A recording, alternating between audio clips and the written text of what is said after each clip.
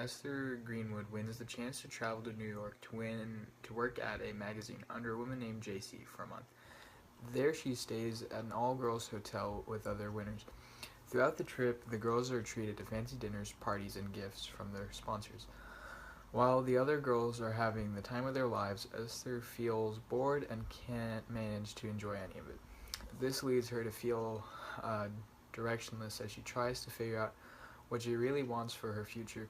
Esther then looks back on her relationship with a man named Buddy, who would like to marry her. Although she's unsure if she's interested in Buddy, she tells the other girls that they are practically engaged, causing them to give her some peace and quiet on the weekends. She later goes on a date with a UN employee, Constantine.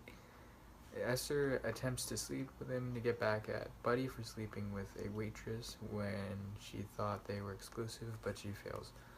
She then consumes herself with work and reminisces on their time when Buddy taught her to ski and she broke her leg in a partially suicidal attempt.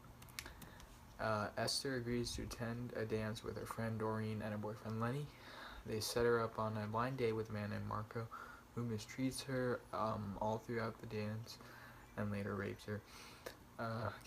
Esther then goes to visit her mother, only to find out she did not get accepted into the writing course she planned to take and will have to move back to the suburbs.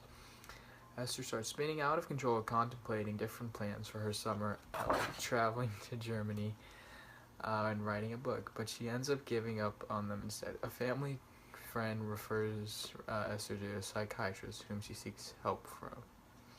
She saw him hoping for some guidance because she had given up on basic hygiene, as she has decided it was unnecessary and hasn't slept in a week. After the next visit, the doctor decides the only way to help Esther is via shock treatments. She begins to become more and more suicidal. After one shock treatment, Esther tells her mother she is through with Dr. Gordon, and her mother withdraws her. Esther goes through the motions of day-to-day life in a blur, contemplating slitting her wrist and imagining what her future would have been if things were different. She attempts to flee her suicidal thoughts through volunteer work and Catholicism, neither of which work. After attempting to overdose on sleeping pills, Esther wakes up in a hospital. Throughout her time in the hospital, she terrorizes the others as a product of her own misery, leading to her being put in a room alone. Her college scholarship sponsor pays to have her transferred to a fancy mental hospital where she meets Dr. Nolan. She then begins insulin injections and later has a reaction to it, causing her to feel better. Esther starts to spiral out again, acting hateful and selfish.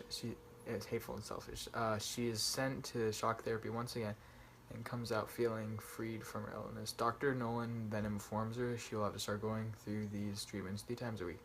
Esther starts to put her trust in Nolan more and more, and begins to confide in her. As she nears her discharge, she spends more time out in the city.